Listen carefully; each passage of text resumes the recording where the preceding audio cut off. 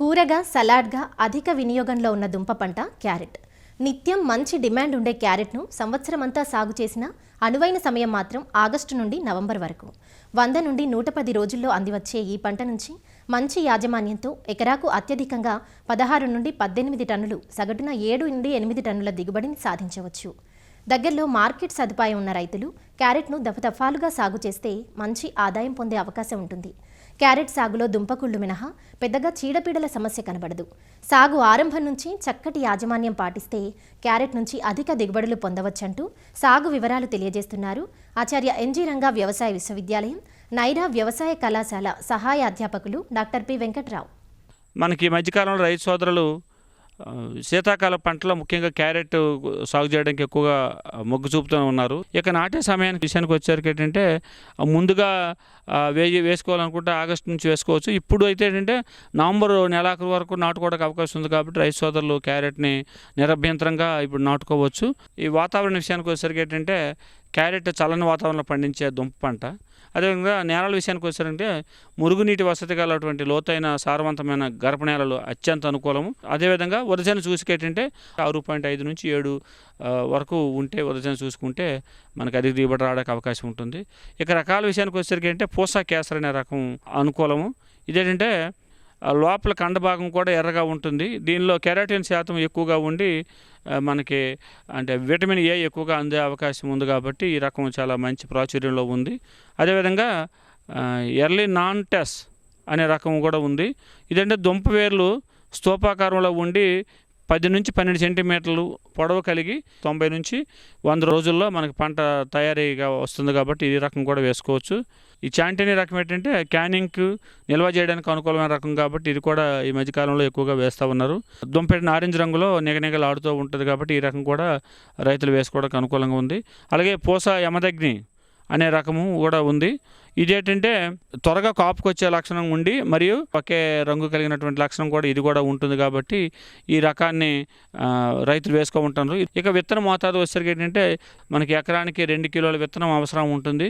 ఈ 2 కిలోల విత్తనాన్ని ముందుగా విత్తన శుద్ధిగా చేసుకున్నట్టయితే సరిపోతుంది. కిలో విత్తనానికి 1 గ్రాము థైరము లేదా రసం పీల్చే పురుగులు కానీ ఎక్కువగా ఉన్నట్టయితే ఇమిడాక్లోప్రిడ్ అనే మందుని కానీ 1 కిలో విత్తనానికి 5 మిల్లీలీటర్ల చొప్పున కానీ మనం విత్తన శుద్ధి చేసుకున్నట్టయితే రసం పీల్చే పురుగులు అదేవిధంగా ఈ కుళ్ళు తెగుల నుంచి కూడా పంటను రక్షించడానికి అవకాశం ఉంటుంది.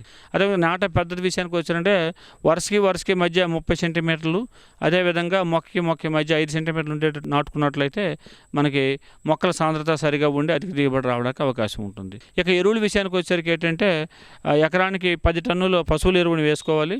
అదేవిధంగా 20:16:20 కిలోలు అంటే నత్రజని, భాస్వరం, పొటాషు ఇచ్చే ఎరువులను కానీ మనం వేసుకున్నట్టయితే పోషకాలన్నీ మొక్కలకు అంది మంచి పెరుగుదల రావడానికి అవకాశం ఉంటుంది. అదేవిధంగా నత్రజని 2 దఫాలుగా వేసుకోవాలి. మొదటి సాగుభాగం ఆఖరి దిక్కులను, రెండవ సాగుభాగం విత్తిన 6 వారాలకు ఒకసారి కానీ వేసుకున్నట్టయితే పంటకి నత్రజని అదేవిధంగా మిగతా పోషకాలు కూడా అందడానికి అవకాశం ఉంటుంది. నీటి యాజమాన్య విషయానికి వచ్చినట్టు వాతావరణ పరిస్థితిని బట్టి తేలిక నెల అయితే వారం రోజులకు ఒకసారి, అదే బరువు నెల అయితే 10 రోజులకు ఒకసారి నీటి తడి కానీ ఇచ్చుకున్నట్టయితే మనకి దుంపలు బాగా ఊరి మంచి దిగుబడి రావడానికి అవకాశం ఉంటుంది. అలాగే కలుపు నివారణకి ఏంటంటే విత్తిన 24 గంటల నుంచి 48 గంటల లోపు పెండిమిత్తులు అనే మందుని ఎకరానికి 1.25 లీటర్లు 200 లీటర్ నీటిలో కలుపుకొని మనం పిచికారి చేసుకున్నట్టయితే కలుపు రాకుండా నివారించడానికి అవకాశం ఉంటుంది. ఇక కలుపు వచ్చిన తర్వాత అయితే మెట్రోవిజిన్ అనే మందుని 300 గ్రాములు 200 లీటర్ నీటిలో కలిపి మనం పిచికారి చేసుకున్నట్టయితే మనకి మిగతా కలుపు కూడా నివారించడానికి అవకాశం ఉంటుంది. ఇక సస్యరక్షణ విషయానికి వచ్చినట్టే ఆకు తినే పురుగులు ఎక్కువగా మనకి గొంగళి పురుగులు ఆశించడం జరుగుతూ ఉంది. ఈ గొంగళి పురుగులు అంటే ఆకుల్ని కొరికి తినడం వల్ల ఆకులపై చిన్నగా రంధ్రాలు ఉండిపోవడం, అసలే క్యారెట్ ఆకులు చిన్నగా ఉంటే ఇంకా తినేస్తే మనకు ఆకులన్నీ ఏమి కనిపించవు కాబట్టి దిగుబడి తగ్గిపోవడానికి అవకాశం ఉంటుంది. క్యారెట్ రస్ట్ ఫ్లై అనేది పురుగు కూడా ఈ దుంపను ఎక్కువగా తినేయడం జరుగుతూ ఉంది. దానివల్ల అంటే మిగతా కట్ చేసిన దుంప వల్ల కూడా కుళ్ళిపోయి మార్కెట్లో పనికి రాకుండా పోతుంది కాబట్టి దీని నివారణ కూడా చేసుకోవాలి. ఈ రెండింటి నివారణ కూడా మలాథిన్ అనే మందుని 2 మిల్లీలీటర్లు 1 లీటర్ చొప్పున కలిపి మనం పిచికారి చేసుకున్నట్టయితే, అంటే 10 రోజుల వ్యవధిలో 2-3 సార్లు చేసుకున్నట్టయితే మనం నివారించడానికి అవకాశం ఉంటుంది. దీంతో పాటుగా బూడిద తెగులు కూడా శీతాకాలంలో కానీ చలి ఎక్కువగా ఉండి రాత్రుల్లో ఉష్ణోగ్రత బాగా తక్కువైనప్పుడు అంటే బూడిద తెగులు కూడా ఎక్కువ ఆశించడం జరుగుతుంది. కాబట్టి నివారించుకోవడం కోసం హెక్సాకోనజోల్ 2 మిల్లీలీటర్ 1 లీటర్ చొప్పున కలిపి మనం పిచికారి చేసుకోవచ్చు. ఇక కోత విషయానికి వచ్చినట్టుగా విత్తిన 90 రోజులకు పంట కోత కోయడానికి సిద్ధంగా ఉంటుంది కాబట్టి వెంటనే త్రవి తీసుకోవాలి.